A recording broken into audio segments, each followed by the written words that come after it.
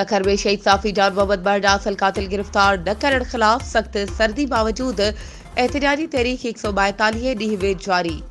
कातिल जी गिरफ्तारी ताईं ख़ामोश न विहंदासीं, साफ़िन जो अज़म।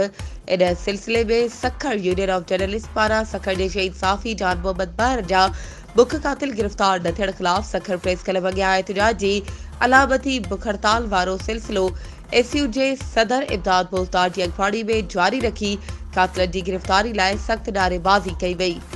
एहतजाज में सखर प्रेस क्लब के सदर आसिफ लोधी, शहजाद ताबाड़ी, सैयद अहकर शाह, जावेद जतोई, सैरिश खोकर, जलालुद्दीन भयो, उमर सुबरो, कामरान शेख, शौकत राही, इसहाक खोसो, यार मोहम्मद सुबरो, दीदार उन्नड़, नासिर जाफरी, इब्राहिम सुबरानी, बाबर खोकर, सलाहुद्दीन समेजो, अकील अहमद, नईम गोरी, मुर्तजा समेजो, इरशाद ढढड़, फजलुर रहमान कुरैशी, मोहम्मद अली सोलंकी, इशफाक खोसो, असगर अली अब्बासी, नादर संजुरानी, सलीम ड्रेहू, असलम दायो ऐं ॿिया मौजूद हुआ। जॾहिं त सिविल सोसाइटी जे अॻवान डॉक्टर नज़ीर खोखर, निसार अहमद सुबरो, मखदूम बिलावल शिरकत करे यकजहती जो इज़हार कयो।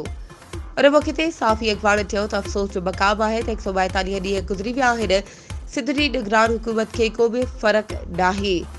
जेसीं ताईं कातिल कानून जे कटड़े में नथा आंदा वञनि, एहतजाजी तहरीक ख़त्म न कंदासीं।